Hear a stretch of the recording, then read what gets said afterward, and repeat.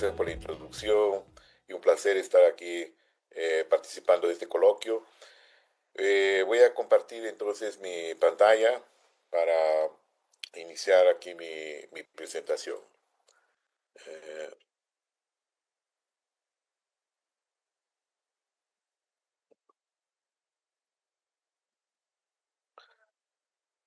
ok, muy bien. Eh, bueno, como ya ya fui presentado, estoy acá en Brasil, entonces vamos a hablar un poco sobre las, la- las actividades que estamos haciendo aquí en Brasil con relación al IA. Pero antes de entrar en estos detalles, es necesario contextualizar y contar un poco sobre el sistema brasileño, principalmente en lo que concierne a la ciencia, tecnología e innovación, ¿no? Bueno, este es un resumen de Brasil. Todos saben que es un país ¿no? casi continental, ¿no? Y aquí algunos datos del PIB, ¿no?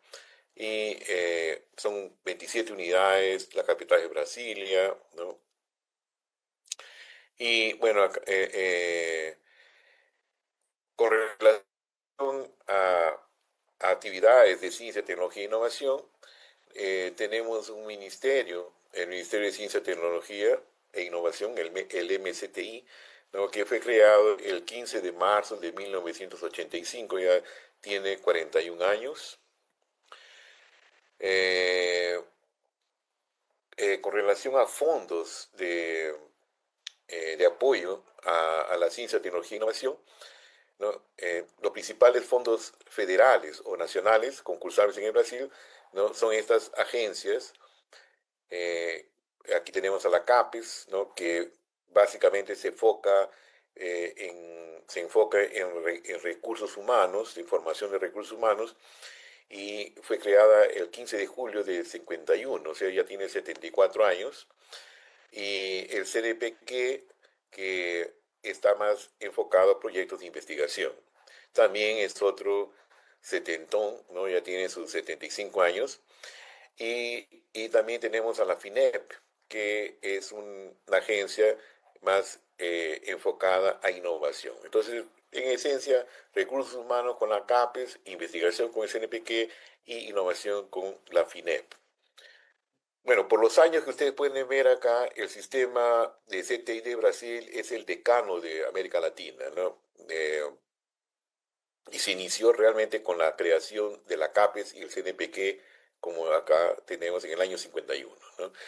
Eh, y, y bueno, por muchas circunstancias, ¿no? Nunca ha sido interrumpido, ¿no? Y ha traído obviamente impactos y beneficios para el país, ¿no? Entonces acá tenemos una distribución percentual de los gastos del gobierno federal en ciencia y tecnología, ¿no? Como ustedes pueden ver acá, para el Ministerio de Educación casi 50%, para el MCTI 27%, ¿no? Son algunos datos que son interesantes, ¿no? Entonces, acá en este slide, tenemos un esquema muy simple de cómo debería funcionar un sistema de ciencia, tecnología e innovación, ¿no?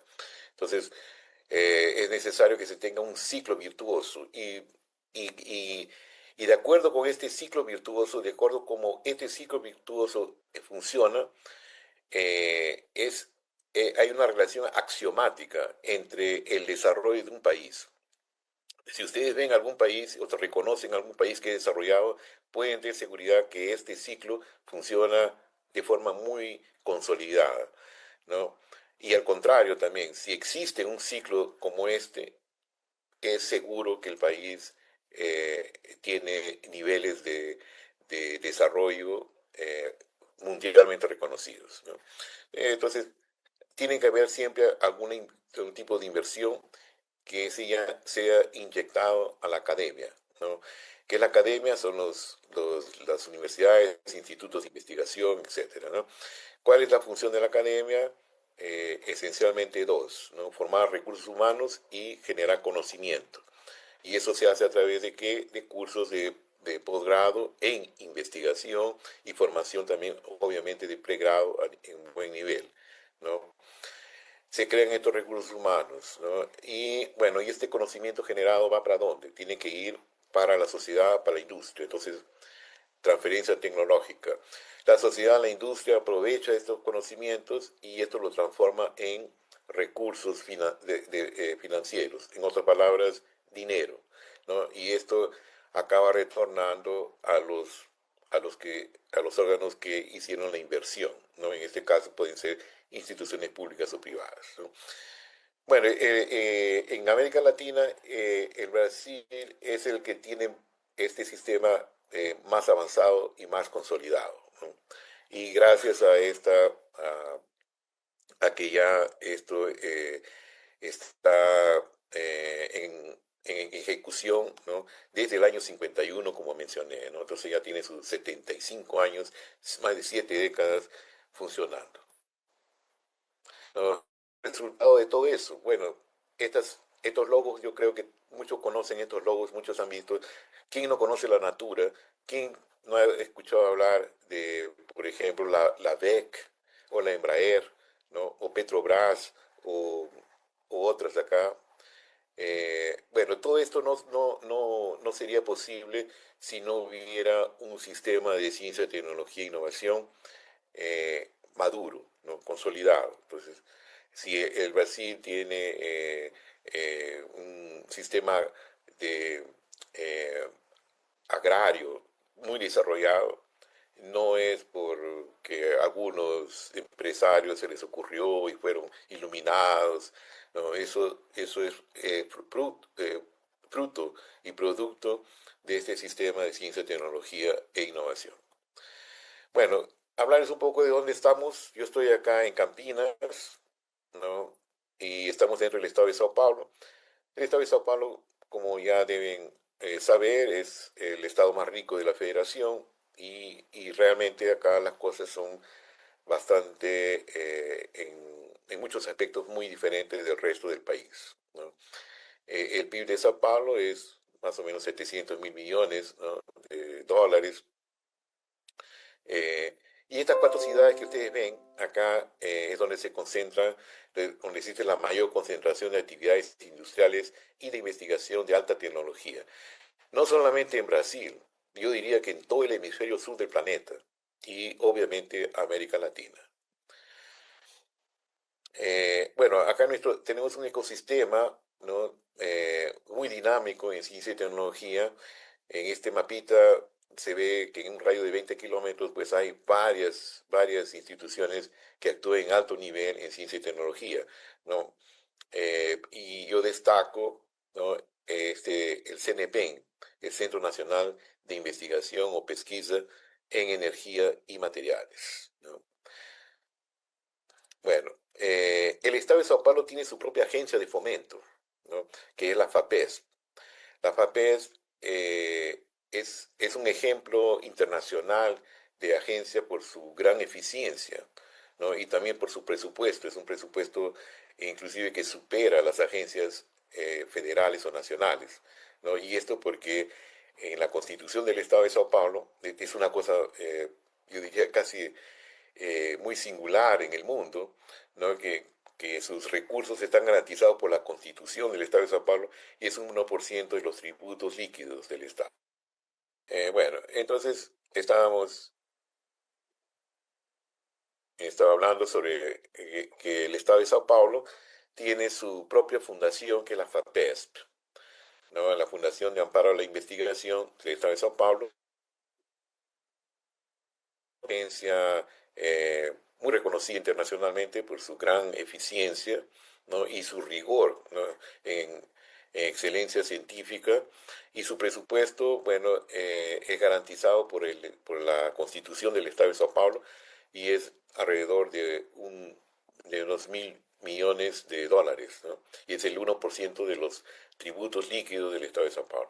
Tiene convenios con muchos países, muchas agencias y obviamente con el Perú también, ¿no? Existe un convenio vigente con el CONCITEC.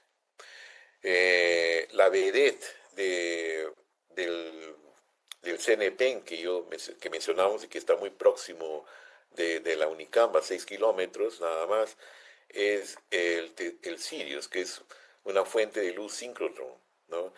Considerada la cuarta en el mundo y es una inversión muy fuerte.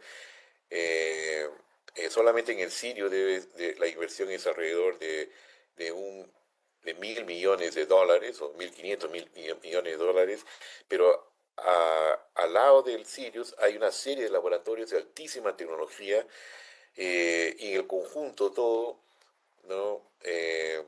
Pues tiene unas inversiones de la orden de 3.000 millones de dólares, ¿no? O sea, en este complejo se puede realmente hacer tecnología altamente competitiva, ¿no?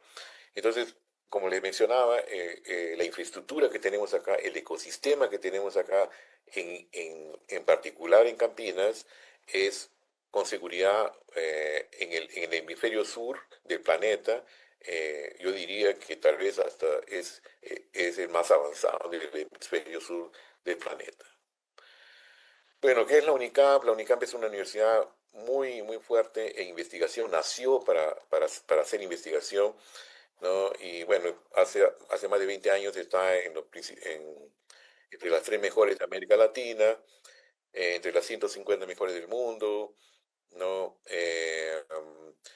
Tenemos alrededor de 34.000 estudiantes y prácticamente la mitad está en estudios de pregrado y la otra mitad en estudios de posgrado en investigación.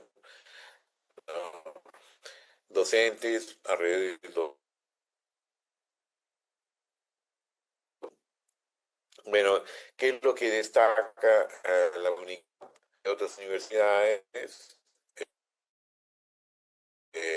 Es su infraestructura, tecnología, ¿no? O sea, en la parte de chips, semiconductores, ¿no? Y esto yo sabemos que pocas universidades en el mundo tienen estas facilidades, ¿no?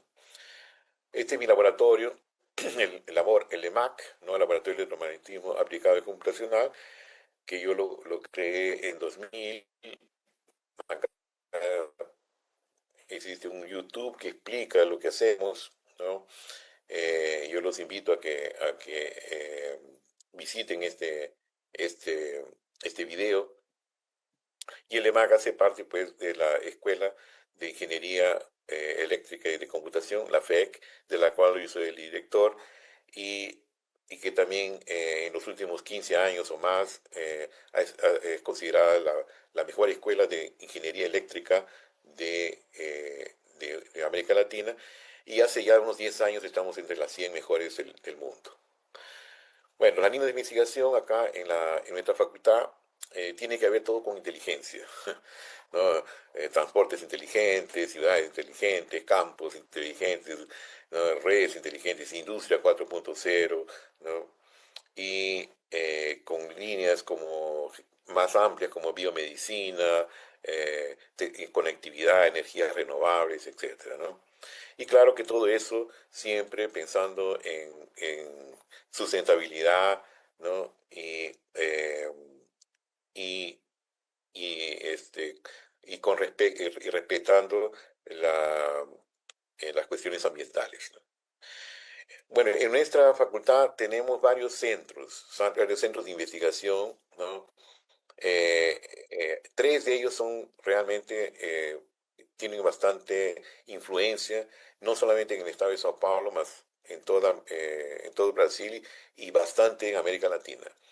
Por ejemplo, tenemos el BIOS, que es el Brazilian Institute of Data Science, donde tenemos tres ejes fundamentales, ¿no? Salud, método, o sea, metodología de ciencia de datos, ¿no? Obviamente incluyendo inteligencia artificial y, y el agronegocios. También tenemos un instituto que trata específicamente de la transición energética, ¿no? Y también otro que trata específicamente de la conectividad, que es el smartness, ¿no? Que tenemos una alianza estratégica con la Ericsson. Bueno, nuestra facultad acá en la UNICAM es la líder en innovación, ¿no? Tenemos nuestra contribución para startup es bastante grande, muy expresiva, y tenemos muchas empresas hijas, ¿no? Que le llamamos empresas hijas, ¿no? Entonces, y claro, nuestra universidad tiene una tradición ya muy antigua de fomento a startups, ¿no?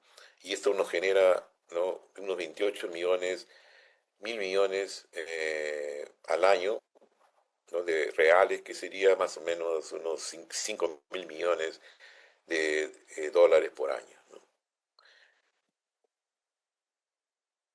Hablando sobre IA en el Brasil, ¿no?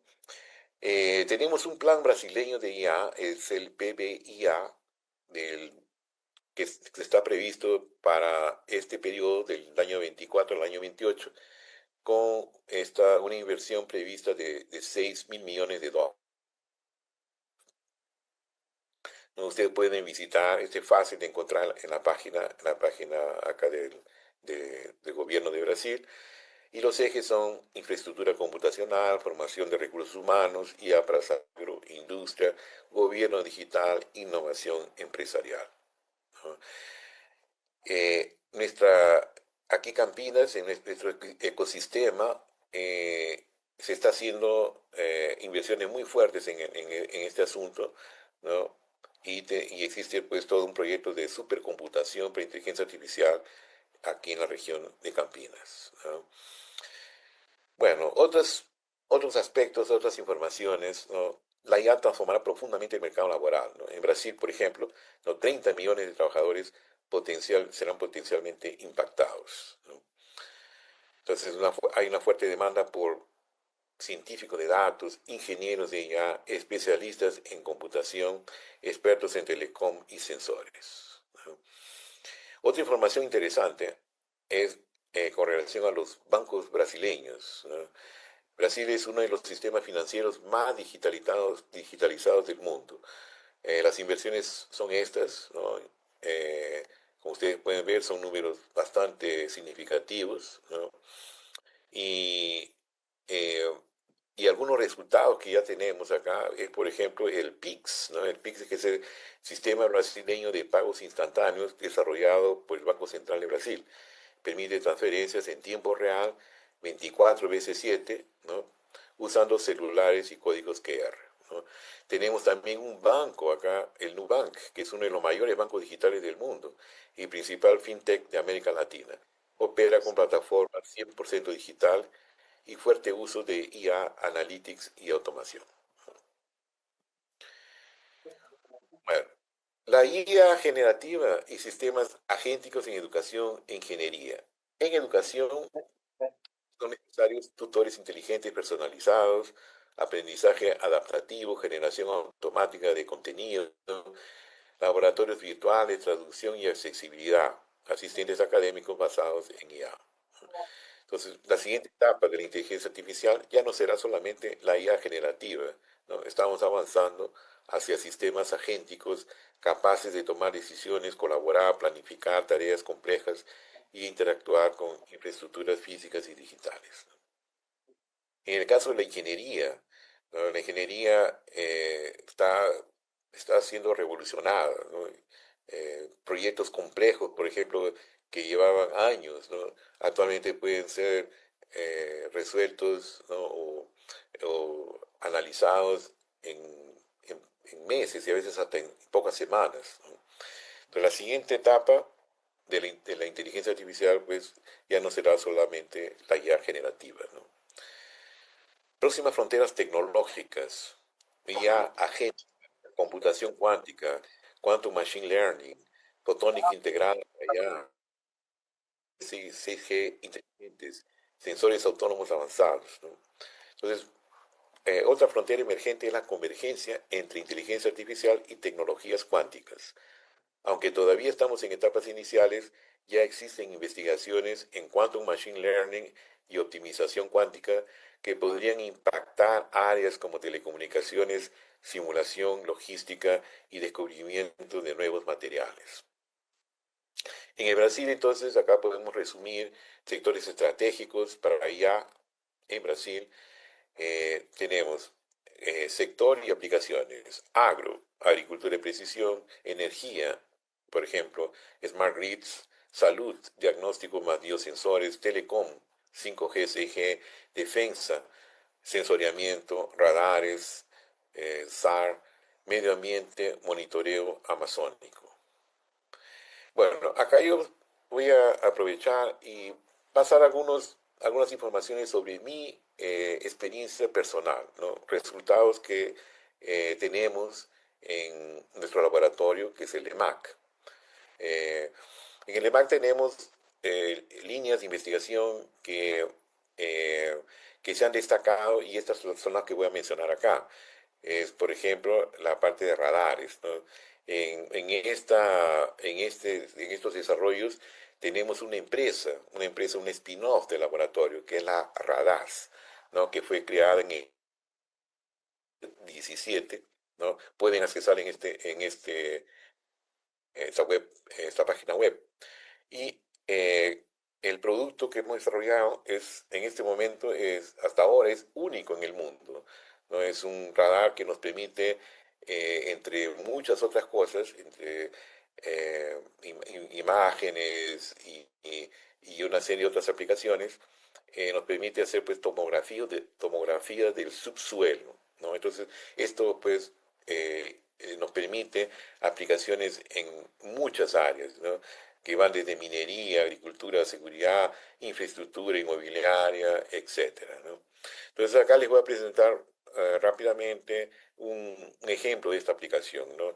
Entonces, pues, trabajo con la Clabin, que es una empresa brasileña que produce celulosa, ¿no? A través de pinos y eucaliptos, ¿no? Un gran problema que ellos tienen es la detección de nidos de hormigas, ¿no? De hormigas relativamente grandes. Acá pueden ver ustedes los nidos de estas hormigas, ¿no? Eh, y, y esto impacta en 15% de la producción de celulosa, ¿no? Ya no conseguimos desarrollar una técnica que permite detectar estos nidos de hormigas, ¿no? En áreas que son pues centenas de hectáreas, ¿no? Esto es inhumanamente imposible, ¿no? Y no hay otra tecnología capaz de hacer esta identificación, ¿no? Pero nosotros no solamente lo identificamos, como usted puede ver acá, esta es una imagen de radar, ¿no? Una imagen SAR. SAR quiere decir Synthetic Aperture Radar, son radares de apertura sintética con un error planimétrico de menos de 10 metros, ¿no? Pero no solamente eso, sino con esta tecnología nos podemos también generar la imagen tomográfica 3D, ¿no? En este caso, por ejemplo, de este hormiguero, ¿no? Que típicamente tiene una bóveda mayor, ¿no? Una cámara mayor y una cámara menor, ¿no?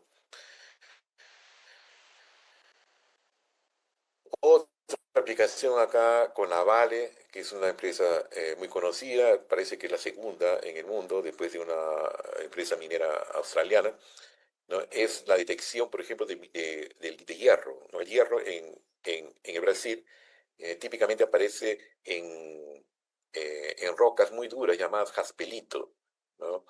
Y estas rocas se encuentran pues a 60, 80 metros debajo de la tierra, ¿no? Entonces acá, este es un trabajo que lo hicimos con la Vale en el estado de Pará, es un estado amazónico. Entonces acá están las trayectorias que usamos con el dron que transporta el radar, ¿no?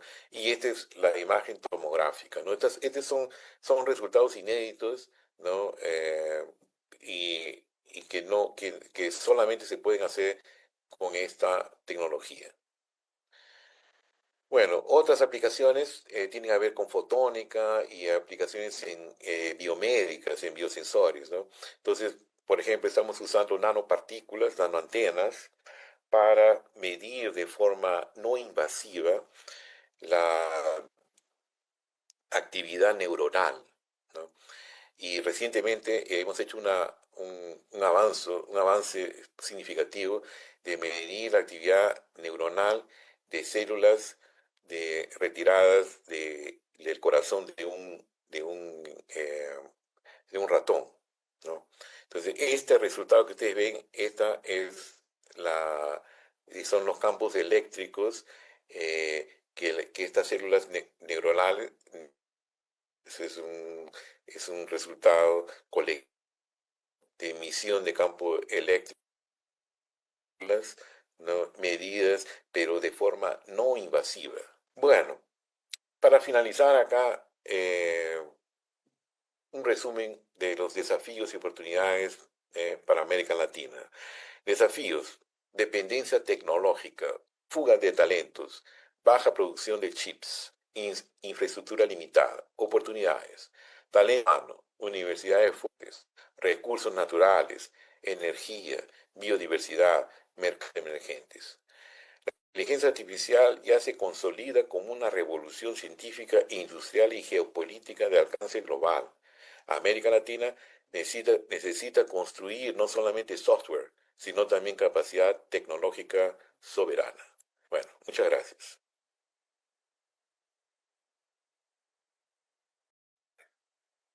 Muchas gracias. No sé si lamento el cambio en la estructura.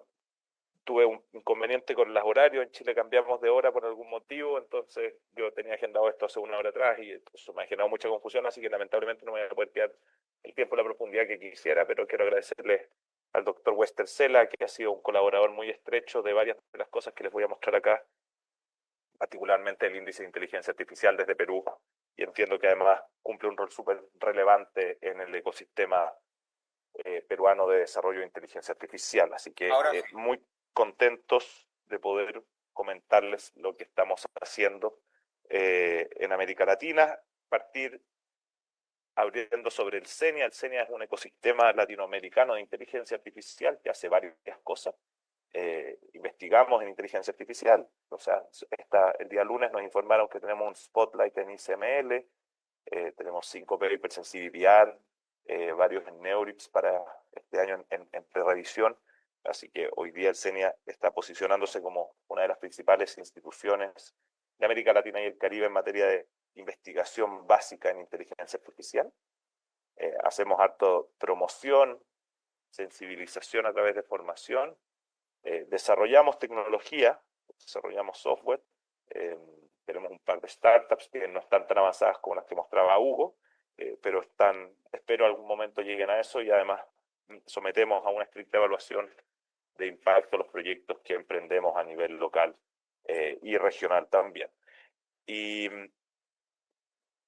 lo que les voy a mostrar a continuación es fruto de un trabajo colaborativo que viene hace varios años, que es el Índice Latinoamericano de Inteligencia Artificial, donde nosotros tenemos vinculación con varias organizaciones de la región. Esto es un bien público que lo que busca es construir una base de conocimiento para la toma de decisiones tanto de universidades como también de empresas y servicios públicos en materia de adopción, regulación y implementación de inteligencia artificial, dividido en 3 pilares: factores habilitantes, donde evaluamos datos, talento e infraestructura; madurez del ecosistema, que mira investigación, desarrollo y adopción; y elementos de gobernanza que tienen que ver con visión, institucionalidad internacional y regulación. Y lo hicimos porque cuando uno mira el ecosistema de inteligencia artificial en el mundo, se da cuenta de que la adopción está creciendo de forma muy, muy acelerada. Hoy día vemos que la inteligencia artificial alcanza un 88% de lo que tenía apenas un 50% hace 3 años atrás en adopción de inteligencia artificial. Inteligencia generativa ya llega al 80% de una base que era literalmente cero en el año 2022. Con mucha penetración a nivel de grandes empresas. La mención de inteligencia artificial en el Fortune 500, en los reportes de ganancias, aumentó en un 100% del 22 al 23 y volvió a aumentar en un 100% del 23 al 24, con producto de una aplicación muy amplia, y eso lo mostraba Hugo anteriormente. Tiene es muy versátil la tecnología. Y esa versatilidad se ha traducido en que la inversión corporativa ha aumentado de el récord que tenía el año 2021, posterior a la publicación del paper de OpenAI de Language Models of Future Learners.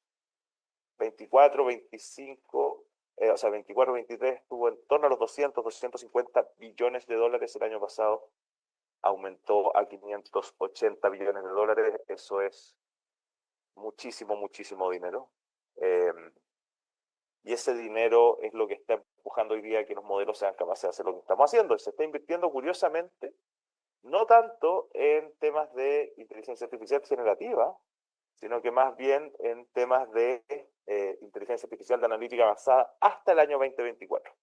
Fíjense que hasta el 2024 la inversión privada alcanzaba los 150 billones de dólares, y de esos 150 billones de dólares, más o menos 40 y tantos eran en inteligencia artificial generativa, y lo que pasó en el 2025 es que la inversión privada se pegó un salto a los 300 billones de dólares. Eso es lo que explica el mayor crecimiento de estas figuras que vemos acá. Y de esos 350, 170 son inversión en inteligencia artificial generativa. Por lo tanto, ¿qué es lo que está detrás de la generativa? Y aquí quiero complementar un poco lo que decía el colega anterior. Normalmente cuando nosotros pensamos en generativa, nos imaginamos estos aplicativos tipo chatbots, pero en realidad lo que está detrás de eso son estos sistemas agénticos que cada vez están penetrando con mayor intensidad en la industria. Sin embargo, algo que llama mucho la atención es que esta inversión está muy concentrada, no en compañías pequeñas startups. Vean acá cómo aumentó el número de startups basadas en inteligencia artificial. Tuvo un aumento más o menos del 40%, de 2.000 a 3.500 entre el 24 y el 25, pero las compañías fundadas basadas en inteligencia artificial generativa se redujeron de 350 a cerca de 300, o sea, en menos del 10% de las compañías fundadas en el año 2025 son de inteligencia artificial generativa. Entonces, ¿dónde están esos recursos? Están principalmente en inversión dentro de las corporaciones.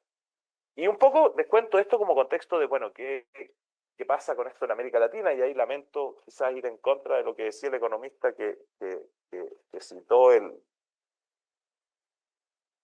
presentador, pero América Latina no le da ni para hacer el patio trasero de la casa de esta conversación. Y América Latina no tiene participación alguna significativa en la conversación a propósito de regulación, de desarrollo tecnológico, de publicaciones científicas, de patentes, como región. Brasil siempre va a ser una potencia por el volumen y la capacidad industrial que tiene y el ambicioso plan de inteligencia artificial que está emprendiendo el presidente Lula, pero incluso corrigiendo por capacidad, de México al sur no existe nada relevante, significativo, observable en materia de desarrollo de inteligencia artificial. Nosotros hoy día somos espectadores de una conversación en la cual algunas instituciones, probablemente la que vimos antes, le está sacando más partido, nosotros también, y otras están quedando rezagadas. Y no estamos haciendo nada al respecto. Lo que es más preocupante desde nuestro punto de vista es que esto no tiene el sentido de urgencia que debiese tener si es que uno quisiera ser parte de la conversación, porque también hay una decisión geopolítica de cada uno de los estados soberanos y en general de la comunidad regional eventualmente, de nosotros nos gustaría integrarnos en la cadena de valor. No hay otro país que tenga un mercado como el brasileño que pueda decir yo quiero entrar en la cadena de valor de chips, por ejemplo. No tiene sentido hacer chips en Chile, no tiene sentido tampoco integrar esa cadena de valor porque es sumamente caro de entrar. Y en ese sentido, hay que ser súper conscientes de que cualquier decisión que tomemos para cambiar la trayectoria es una decisión que probablemente dé réditos en los próximos 6, 7 años. El Plan Nacional de Brasil apunta justamente en esa dirección, pero es el único plan nacional que tiene algún grado de ambición concreta. El Plan Nacional de Perú, la Política Nacional de Chile, el Plan Nacional colombiano, son enunciados de buenas intenciones que en el mejor de los casos pueden ordenar la política pública y en el más probable de los casos van a hacer que las cosas sigan exactamente igual como estaban antes. Y creo que es importante ponerlo en perspectiva porque los datos reflejan eso. O sea, cuando uno ve dónde se están desarrollando los modelos de lenguaje, más del 97% lo están haciendo en Estados Unidos, cuando uno ve dónde están las publicaciones de ciencia y computación, si bien la mayoría están en la academia, las patentes, y este es un gráfico agregado donde ponen el resto del mundo con un 12%, el 75% de las patentes son en China, 12% en Estados Unidos, América Latina no alcanza a representar en su conjunto el 0,05% de las patentes de inteligencia artificial en el año 2024. Como conjunto no alcanza a representar el 0,05%. Realmente muy insignificante lo que estamos haciendo. Y la consecuencia de eso, esto es un experimento que nosotros hicimos para el desarrollo del modelo de lenguaje, la TAM-GPT, es que al no existir una participación significativa, ya sea en la producción de conocimiento, ya sea en la transferencia de conocimiento, reflejada en publicaciones o patentes, los modelos de lenguaje y la tecnología que hoy día está acaparando la inversión, que yo les mostraba eso, 350 billones de dólares que normalmente se van a generar, que parecieran irse a generativa. Cuando hablamos de generativas son este tipo de soluciones de modelos de lenguaje agéntico y qué sé yo, es que tienen un peor rendimiento relativo para América Latina y el Caribe. Este es un gráfico que muestra la proporción de alucinaciones de un modelo de lenguaje en los tópicos que están ahí donde dice categoría. Entonces, hay gastronomía, flora, fauna, geografía, objetos, etcétera, y los modelos del estado del arte en el cual se testearon un conjunto de más o menos 150 preguntas para cada una de esas categorías, donde lo que cambiaba era el agente a propósito del cual se hacía la pregunta. Entonces, se hacía la pregunta para América Latina, se hacía la pregunta para países de Europa y Estados Unidos. O Norteamérica, ¿verdad? Y lo que mostró el resultado es que todos los modelos de lenguaje, sin excepción, tienden a alucinar significativamente más para América Latina y el Caribe, para cualquier pregunta, cualquier tópico que uno le haga. Lo cual es evidente porque tienen muchos menos datos de la región, no hay ingenieros que estén haciendo eso y no hay inversión local. Y eso también se refleja acá. Entonces, nosotros en ese contexto es que publicamos el índice de inteligencia artificial, que muestra 3 tipos de ecosistemas. Tenemos un ecosistema de tipo pionero, donde está Chile, Brasil, Uruguay. Son ecosistemas que, si ustedes se acuerdan, tenía esta categorización de factores habilitantes, estas 3 dimensiones. Bueno, aquí nosotros tenemos un comportamiento relativo destacado en las 3 dimensiones. Y digo relativo porque esto no es extrapolable fuera de América Latina y el Caribe. Que Chile sea líder aquí no significa que sea líder en cualquier otro indicador porque está ajustado al contexto latinoamericano. Luego tienes países adoptantes donde hay un nivel de madurez en al menos una de las dimensiones que permite sostener que es un país que está avanzando, y finalmente los ecosistemas que son más bien exploradores, donde hay muchos desafíos en varios aspectos. Y aquí es interesante ver el caso de Perú, que crece más o menos unos 8 puntos en relación a la medición del año pasado, por sobre la media de crecimiento de los países, que fue de 4 en términos de puntaje. Algunas cosas que vimos es que este gráfico no se entiende nada, pero lo que les quería mostrar acá es que hay países que tuvieron crecimiento, lo que está en negrita, son aumentos de puntaje significativamente mayores a la última columna, que es el aumento de puntaje general o la diferencia de puntaje general que hubo para ese indicador en particular. Cuando uno ve particularmente Salvador o Costa Rica, hubo esfuerzos desde la política pública para mejorar esos indicadores en particular. No digo los indicadores, sino que lo que reflejan, que es fortalecer el ecosistema, o qué sé yo. Y por lo tanto, la toma de decisiones de política pública tiene un impacto en la posición relativa de los países. Otro hallazgo es que, si bien tuvimos un aumento significativo en los últimos 2 años en materia de gobernanza y capacidades de acceso a datos, lo que sigue siendo un desafío es la disponibilidad de los datos para el entrenamiento de modelos o el acceso por parte de la ciudadanía. Es decir, nosotros tenemos reglas claras en promedio en los países para acceder a datos de entrenamiento, tenemos capacidades, o sea, hay gente que podría hacerlo, pero no están disponibles. Nadie sabe dónde está. ¿Ya? Y eso nosotros lo evidenciamos en el proyecto LATAM GPT que hicimos acá. Un tercer hallazgo es que, si uno ve el crecimiento relativo de la penetración de talento en las industrias en cada uno de los países basado en inteligencia artificial, ve que crecen. Sobre todo Costa Rica, que pasa de una penetración relativa de talento e inteligencia artificial en el mercado laboral del 0,06 a más o menos el 0,018, o sea, se multiplica por 3. Pero cuando uno ve esto en perspectiva global, se da cuenta que América Latina no solamente está creciendo menos, sino que más lento. O sea, partimos de una base más baja y estamos ensanchando las diferencias que teníamos con países como Israel, Singapur, Finlandia o Luxemburgo, que están creciendo a tasas más aceleradas con una penetración relativa además más alta, que se concentra principalmente en capacidades de ingeniería, de desarrollo de inteligencia artificial, es decir, cómo crear algoritmos, pero donde no hay una brecha y hay una oportunidad que después voy a abordar, es en la usabilidad de soluciones, es decir, cómo nosotros, más que desarrollar algoritmos complejos, sacamos partido de los algoritmos que hemos desarrollado, y ahí no tenemos estas diferencias tan significativas entre países del norte global. De hecho, por ejemplo, en este caso de penetración relativa en tecnología de información y medios de comunicación, Uruguay tiene un mejor desempeño relativo que Luxemburgo o Singapur. Pero seguimos necesitando desarrollo de inteligencia artificial, y aquí algo que llama mucho la atención es que América Latina y el Caribe está creciendo mucho más lento que el mundo en habilidades de inteligencia artificial que están asociadas con la revolución de la generativa de los últimos 2 años, y está creciendo más rápido en temas que están vinculados a... Deme un segundo.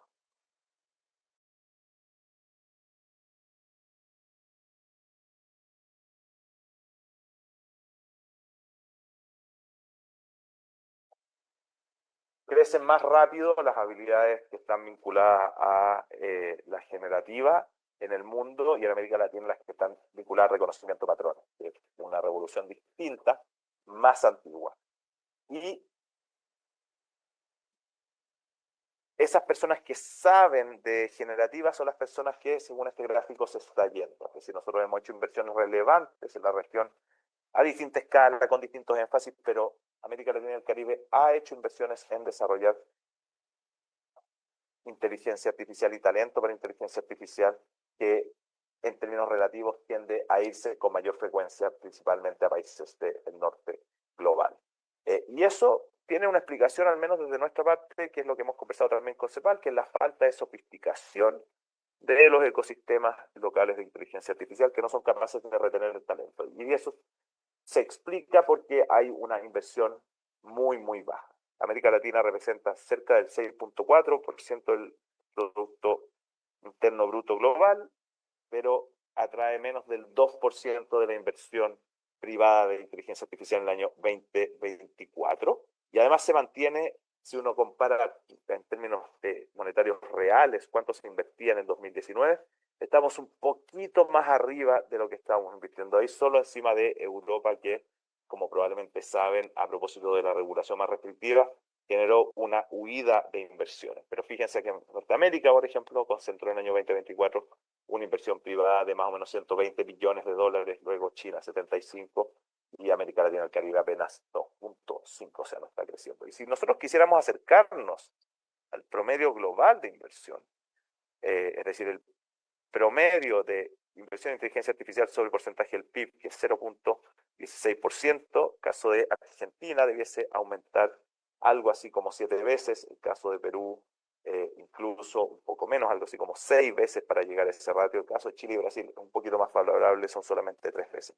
Pero estamos hablando de que nuestros países, tanto desde el sector público como privado, estamos invirtiendo relativamente menos que el promedio del mundo en esta tecnología, pese a que representa un espacio significativo del mercado global de aplicaciones de inteligencia artificial, por ejemplo, lo cual es sumamente paradojal.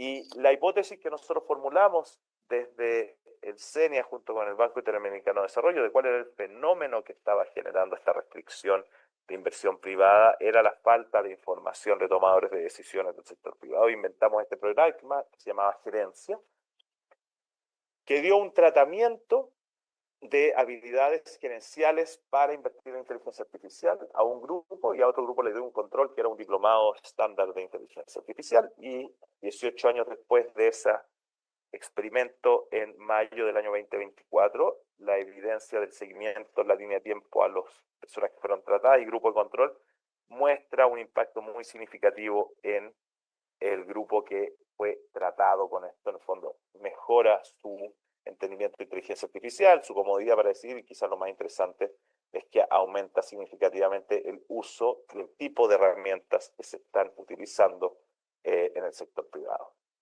voy a avanzar un poco más rápido porque esto es más de background, algo que me parece bien interesante mencionar justamente a propósito de una discusión que se está dando en Chile de cuestionamiento de la ciencia básica, es que si uno ve cuáles son las trayectorias que explican por qué a un país puede irle mejor en los indicadores que nosotros estamos capturando desde el índice de inteligencia artificial, no quiero decir que esta sea la panacea, pero lo que pareciera ser una ruta hacia la madurez, lo que precede una mejora importante en otros indicadores sofisticados en materia de investigación y desarrollo, es la existencia de un cuerpo de investigación robusto.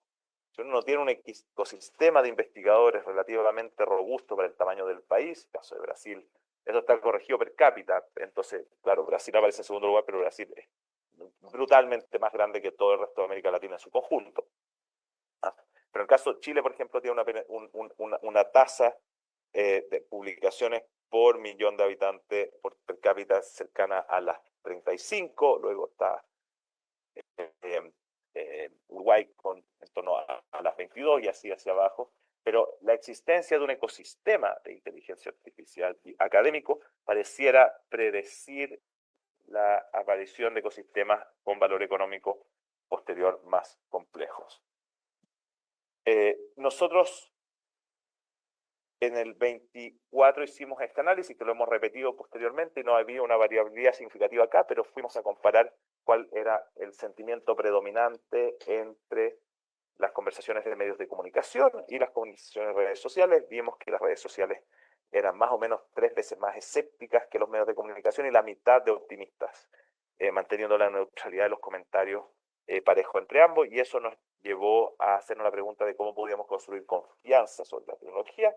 Uno de los elementos más importantes de la desconfianza sobre la tecnología era la potencial pérdida de empleo, así que fuimos a estudiar el impacto de la inteligencia artificial en el futuro del trabajo desde el empleo, tomando la metodología de Task-Based Analysis que se propone en el paper de Moglu, GPTs and GPTs, lo hicimos en conjunto con investigadores de Stanford, para estimar cómo impactaría en el 62% del mercado laboral chileno, más o menos 6.6 millones de trabajadores y trabajadoras.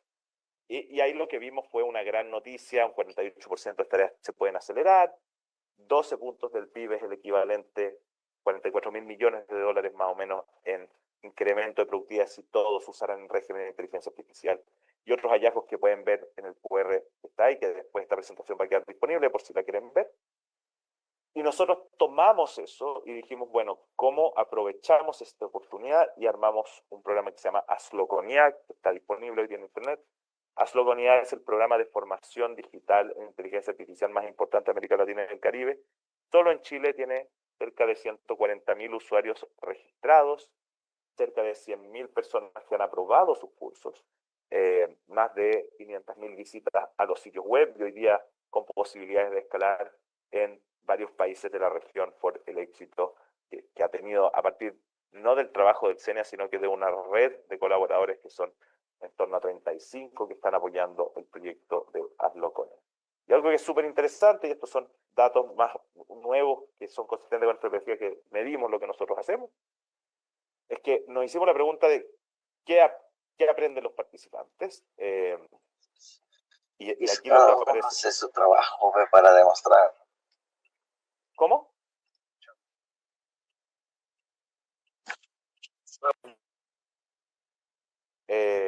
Nos hicimos la pregunta de qué aprenden los participantes. Usamos dos instrumentos, uno que desarrollamos nosotros con un grupo de postdoc y otro que es GLAD, que se usó en Australia para ver el impacto que tenían ciertas políticas de AI literacy allá.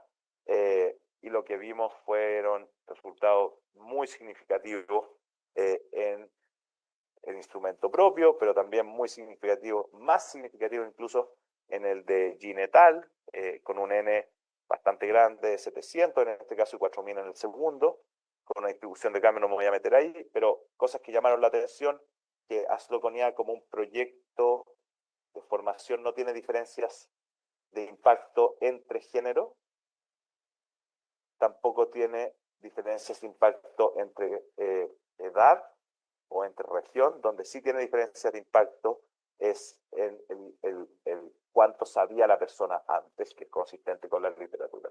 Lo que está detrás de esto de las cajitas que ven acá es que cuando nosotros enseñamos inteligencia artificial a las personas que saben menos, se benefician más que las personas que saben más, y ahí no hay ni diferencias de género, ni diferencias de edad, ni diferencias de formación profesional. Esos cuatro elementos son sumamente relevantes porque nos muestran que la inteligencia artificial no debiese ser un generador de diferencias, sino que podría ser un ecualizador bien interesante en materia de salarios y que sé, sobre todo en América Latina, donde la desigualdad salarial es un elemento que nos complica y nos acompleja. Y finalmente, para cerrar esto, pedirles disculpas porque, como les comenté en un principio, se me empalmaron horas que no deberían haberse empalmado, pero lo lamento muchísimo y la presentación va a quedar disponible. Es que lo que nosotros hemos aprendido desde el CENI y la invitación que hacemos, y esto tanto Western como quienes hayan participado en proyectos como nosotros pueden dar fe, es que nos interesa mucho generar redes de colaboración significativas. La única forma que nosotros vemos de que América Latina pueda cumplir con aquello que decía el economista citado antes de la intervención es a partir de una colaboración regional desinteresada, generosa y radical, donde pongamos a disposición el talento, las escasas capacidades de cómputo, las preguntas de investigación, los datasets, que es algo que no estamos haciendo. Hoy día estamos, en el mejor de los escenarios, haciendo ecosistemas nacionales que se articulan entre sí. En general, estamos viendo ecosistemas desarticulados regionalmente y por lo tanto lo que queremos lograr es apuntar hacia esa articulación. Nosotros desde el CENIA tratamos de hacerlo permanentemente y la invitación es a quienes quieran colaborar con eso, sumarse también. Les agradezco muchísimo su atención y tiempo. Me encantaría realmente, soy un buen conversador, pero lamentablemente tengo que hacerme cargo de los problemas de agenda que yo mismo me generé. Así que, por favor, a través de los organizadores, cualquier duda, mi correo, no, está mi correo acá. Sí, está ahí abajo. Cualquier duda me pueden escribir, ya sea para corregir, complementar o conversar a propósito de algo que les haya llamado la atención de la presentación.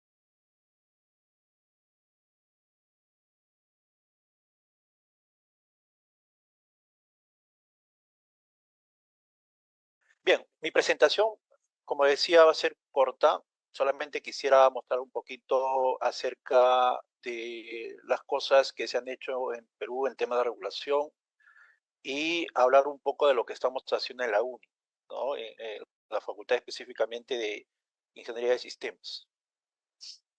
Bien,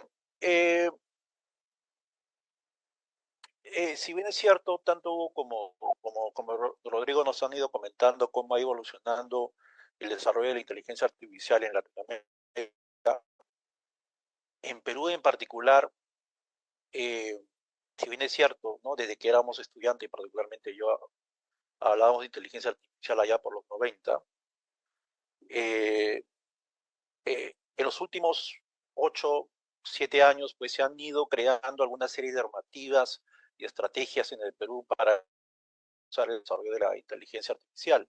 Eh, como comentaba Rodrigo, pues yo también soy colaborador en el ILIA, y en las primeras versiones en el ILIA, pues se mencionaba a Perú como un país que tenía, estoy hablando de la versión del 2023, que era fuerte en tema de regulaciones, reglamentos, ¿no? Pero por lo demás, en el tema de investigación, en el tema de talento humano, en el tema de infraestructura, en el tema de datos, pues estábamos bajo. Y a lo largo de estos años, pues se han ido, como digo, creando diferentes decretos legislativos, decretos de urgencia, decretos supremos, alrededor del impulso de la inteligencia artificial. Y tuve la oportunidad de participar en la creación de línea del 2021, ¿no? También participar en algunas consultas a través del Congreso de la República, de la Ley de Inteligencia Artificial y también en el reglamento, ¿no? De la inteligencia, perdón, en el reglamento oficial de la Ley de la Inteligencia Artificial. Y un poco en línea a lo que comentaba Rodrigo, pues mucho de esto quedan muchas veces en buenas intenciones, quedan en papel, y que realmente no se ha ido implementando a lo largo de estos años. seguramente por diferentes intereses, o quizás por la situación política que también ha impactado en los últimos años. Ahora tenemos una nueva estrategia nacional, ¿no?, lanzada hace un par de días, ¿no?, en el Palacio de Gobierno, eh, eh, y que esperemos que esta vez pues, se pueda implementar. Entonces, en cuanto a reglamentos, leyes, decretos supremos, creo que tenemos bastante documentación, pero el problema ha sido, ¿no?, ha sido la implementación de esto. Y yo creo que, y esa es una opinión personal, siempre lo comento, cuando tuve la oportunidad de trabajar en la presidencia del Consejo de Ministros como consultor, tenemos, como ustedes saben, pues un ente rector, que es la Secretaría de Gobierno de Transformación Digital, que además de crear todos estos decretos supremos, decretos de urgencia y todos los decretos legislativos que ustedes ven aquí, eh, salvo la ley que lo creó el Congreso, también tiene como rol la de poder ejecutar muchas de estas actividades o liderar la ejecución de estas actividades en el país. Entonces, para mí, desde el punto de vista, ¿no?, la Secretaría de Gobierno de Transformación Digital, pues, en parte crea el marco normativo, pero además tiene el rol de implementar esto. Cosa que seguramente en muchos países no pasa. Yo recuerdo, como anécdota, cuando trabajaba con la cooperación coreana, ¿no? En Corea, por ejemplo, existe una entidad que se encarga justamente de regular y otra entidad que se encarga de ejecutar. Aquí en Perú es ambas a la vez.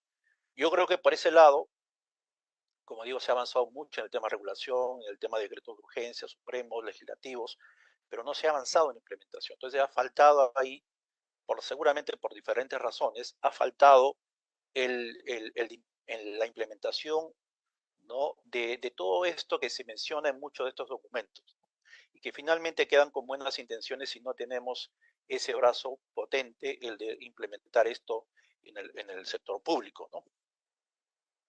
Entonces, considero que este es uno de los problemas que tenemos en el país, ¿no? En otros países existen, como digo, como acabo de decir, pues entidades muy separadas, cada uno en su rol, y lo que ha faltado en el país en los últimos años es justamente una entidad técnica que lidere la implementación de muchas iniciativas que en los últimos años han tenido de manera individual diferentes instituciones privadas como públicas.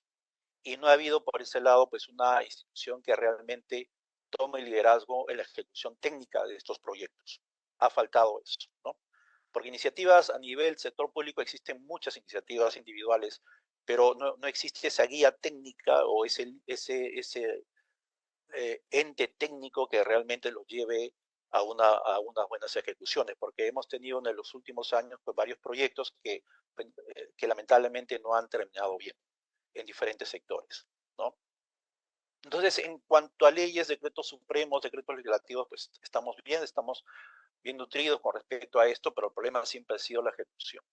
Y nuevamente considero que una de las razones es porque en el país, como estamos estructurados, pues no hay un ente rector realmente que tenga ese liderazgo técnico, ¿no?, para poder llevar a cabo muchos proyectos, ¿no?, y que tome justamente ese rol. De manera también, no sé si anecdótica, en el año 2021 se creó, al menos en el papel, el Centro Nacional de Inteligencia Artificial. Es más, hubo una ceremonia con la cooperación coreana, estuvo el primer ministro, ¿no? Se tomaron fotos, se inició con 2 proyectos con la cooperación coreana, pero desde ahí pues no hubo mucho más desarrollo en ese sentido, ¿no? Recuerdo que habían proyectos interesantes, estoy hablando tiempos antes de ChatGPT, como por ejemplo un tutor, ¿no?, para el sector educativo para ayudar el aprendizaje de escolares, ¿no?, de escolares principalmente en las áreas de matemática y de ciencias. Por la necesidad en el país, ¿no?, de impulsar esto, que fue muy evidente durante o después de la época de la pandemia, yo recuerdo algunas cifras, por ejemplo, de que 1 de cada 10 egresados, esto era en la selva del Perú, en la zona selva, solamente 1 de cada 10 cumplía los objetivos académicos en las escuelas públicas, ¿no? Entonces, esto era una necesidad y se planteó, pues al menos se diseñó un prototipo de un tutor, ¿no? Que pueda guiar el aprendizaje de los estudiantes en el país. Era un proyecto muy, muy bonito y que, bueno, quedó en diseño básicamente y no se continuó, ¿no? Y esto estoy hablando antes de antes de que entrara de moda pues, ChatGPT. Y así como ese, muchos otros proyectos, ¿no? Que básicamente quedaron en prototipo, muchos de ellos. Ahora, un poco haciendo referencia a la anterior Estrategia Nacional del 2021, tenía 6 pilares, ¿no? Y cuando se trabajó en esta estrategia nacional, pues se hizo en colaboración de varios expertos en inteligencia artificial, muchos de ellos peruanos, doctores viviendo en el extranjero, que de manera ad honorem participaron, ¿no? En la creación de esta estrategia, ¿no? Y dentro de los pilares de esta estrategia, que también, por lo que he leído, también son consideradas en la estrategia actual, ¿no? Está, por ejemplo, la formación de talento humano. En ese momento, el 33% de las iniciativas en talento humano, o mejor dicho, ¿no? En todas las estrategias nacionales en el mundo, casi el 30 al 33% de las iniciativas iban para el sector formativo, ¿no? De formación de talento humano. Luego tenemos cómo, en ese momento, pues cómo nuevamente antes de las LLMs, antes de ChatGPT, de cómo implementar o adoptar IA como herramientas como parte del modelo económico, cómo adoptarlo, tanto en el sector privado como en el sector público, ¿no? Para que impulse el desarrollo justamente de estas instituciones, sobre todo considerando que el país pues, es un país que tiene casi el 95% de su empresa privada pues, es pequeña y mediana, ¿no? Luego también hablábamos en ese momento de infraestructura tecnológica y se planteó instituciones como un Centro Nacional de Computación de Alto Rendimiento, ¿no? Que hubo interés de muchas entidades públicas, incluidas Concitec, para poder llevar a cabo ese proyecto, pero que lamentablemente también quedó solamente en buenas intenciones. Por otro lado, también en el tema de los datos, yo también tuve la suerte de poder liderar el tema de estrategia, o perdón, la plataforma de datos abiertos, ¿no? datosabiertos.gov.pe. Y a pesar de que en la actualidad existen decretos supremos que obligan prácticamente a las entidades públicas a publicar sus datos en este portal, en la actualidad, bueno, la última vez que lo vi fue hace un par de meses, creo que no llega ni al 20% de las entidades públicas que publican en este portal, ¿no? Y lamentablemente, pues los datos que están publicados no son actualizados con regularidad, ¿no? En la maestría que tenemos de IA en la Facultad de Sistemas de la UNI, ¿no? Siempre a mis alumnos recomiendo utilizar los datos que hay en esta plataforma, pero lamentablemente los estudiantes pues tienen dificultad de utilizar estos datos porque no están actualizados con regularidad, ¿no? Y esta es una dificultad. Sin datos no podemos hacer inteligencia artificial. Y además también hablábamos en ese momento de ética, ¿no? De cómo, digamos, aplicar principios de ética o una IA responsable, ¿no? En el país, ¿no? Recuerdo que años antes el Perú se había adherido pues a los principios éticos de inteligencia artificial que tiene la ONU, ¿no? Y finalmente pues también lo que buscábamos en su momento pues era la colaboración, justamente a lo que mencionaba Rodrigo hace un momento, ¿no? Con las diferentes instituciones a nivel regional, ¿no? Porque como bien comenta Rodrigo, pues a nivel mundial, Latinoamérica está lejos, ¿no?, de lo que se hace en el mundo, ¿no? Entonces, hay una necesidad de poder colaborar de manera activa para poder desarrollar, ¿no? Y considero que el CENIA de Chile pues ha estado trabajando en ese sentido, ¿no? Trabajando en colaboración con diferentes entidades a nivel latinoamericano. Y es algo que, a pesar de que muchos países en el mundo están avanzados en este tema, se ha visto en el mundo, sobre todo hace unos años, ¿no?, hace 2, 3 años, muchos esfuerzos de colaboración, formar inclusive bloques, ¿no? Bloques en países de Europa, con países de Asia o sudeste asiático, ¿no?, para poder impulsar el desarrollo de la inteligencia artificial, porque como saben ustedes, desde hace ya unos años pues ha habido prácticamente una guerra fría, ¿no?, entre Estados Unidos y China para liderar esto. Entonces, en ese afán de que muchos países no se queden atrás, pues ha habido esos espacios de colaboración entre algunos países para no quedarse rezagados del desarrollo de la inteligencia artificial. Y con mucha mayor razón, creo que a nivel latinoamericano necesitamos. Y una de las formas más rápidas de poder colaborar, pues justamente es a través de universidades, que pueden, digamos, existen mecanismos un poco más rápidos de poder colaborar entre diferentes universidades y centros de investigación. Yo creo que por ahí es una buena oportunidad para poder trabajar. Eh, eh, y en algunas oportunidades, cuando he podido, pues he podido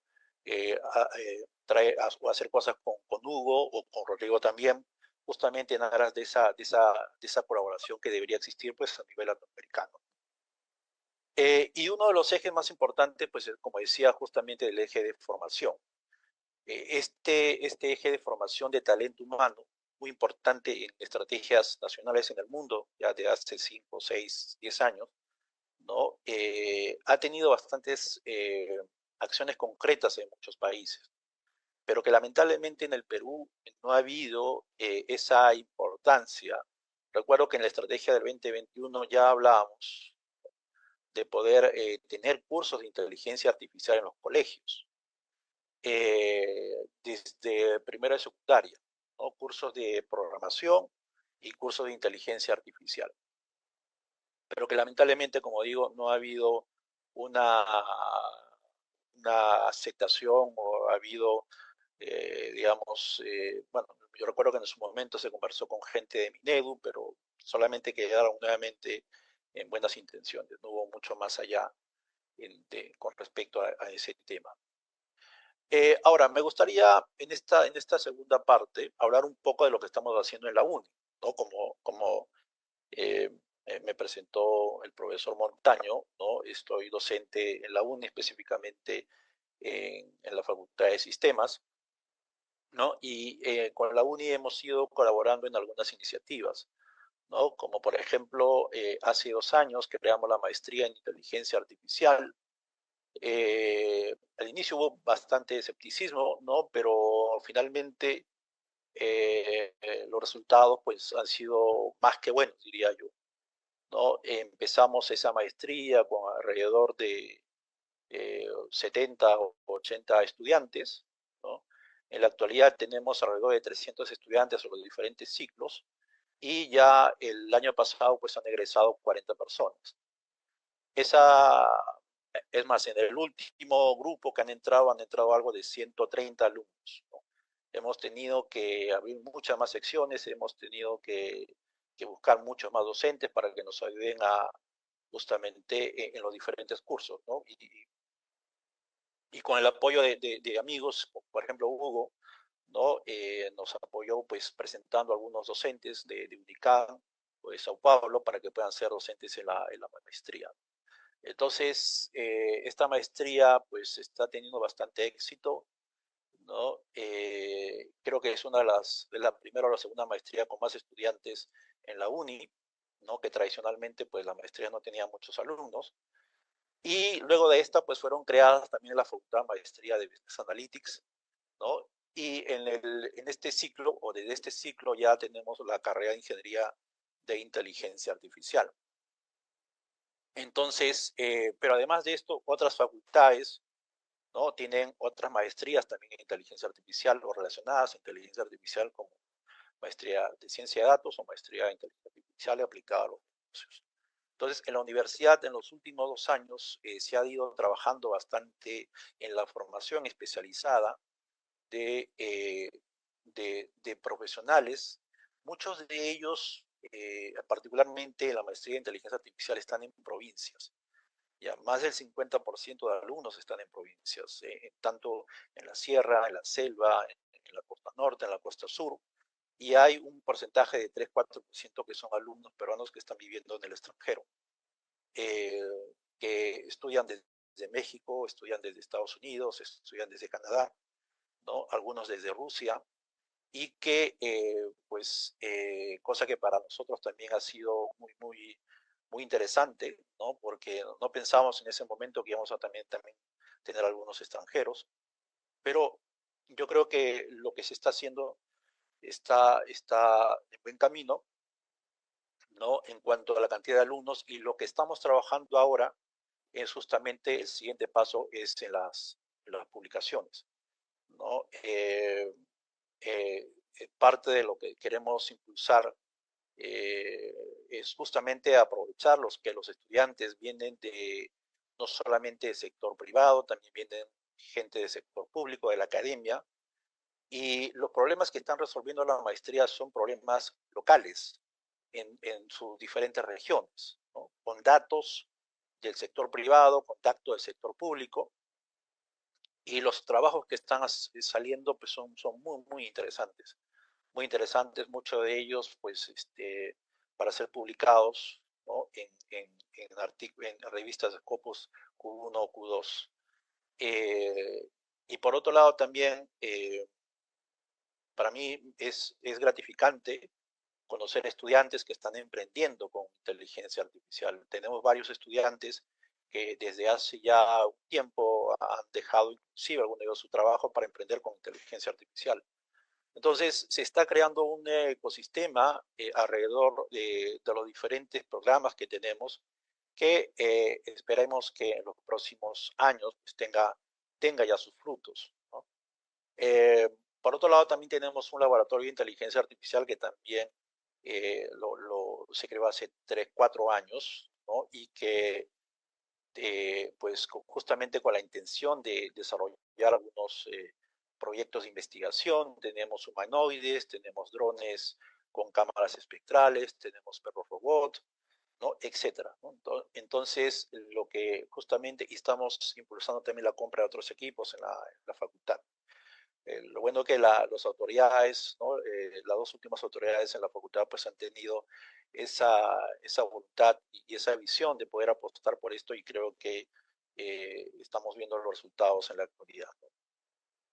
Y lo que falta es el doctorado. Y justamente se está trabajando en esto, un doctorado en inteligencia artificial, para lo que seguramente vamos a pedir apoyo también de los amigos del extranjero para que nos ayuden a poder trabajar en esto.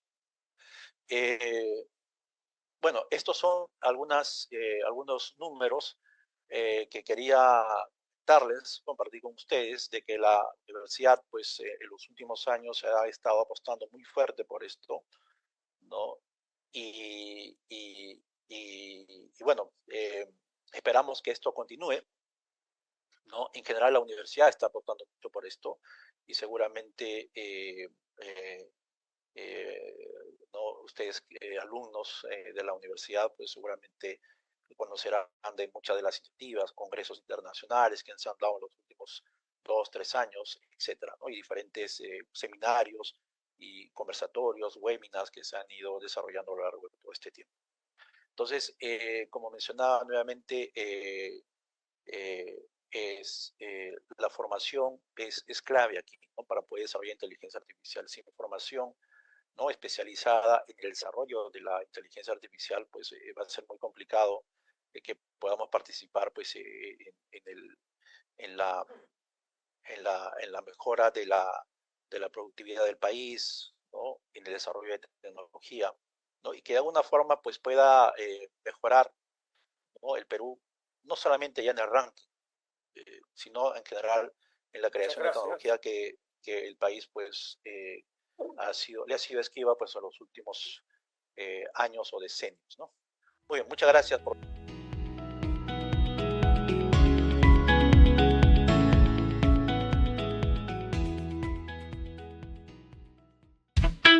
Hoy el mundo se mueve con datos e información. La tecnología, como la inteligencia artificial, contiene fórmulas propias de la ingeniería estadística para una correcta toma de decisiones empresariales, en investigación y en muchos campos. Con la ingeniería estadística se procesan grandes volúmenes de datos para obtener información y tomar decisiones eficientes. En esta carrera aprendemos a analizar datos, identificar patrones, desarrollar modelos y convertir la información en posibles soluciones. Porque entender los datos es entender cómo funciona el mundo. La estadística es una herramienta fundamental, tanto en las empresas privadas como en las instituciones públicas y también en la investigación, porque ayuda a resolver problemas de diferentes áreas. Aquí entendí que los datos no son solo números, también cuentan historias. Si te interesa descubrir lo que otros no pueden ver, la ingeniería estadística es para ti.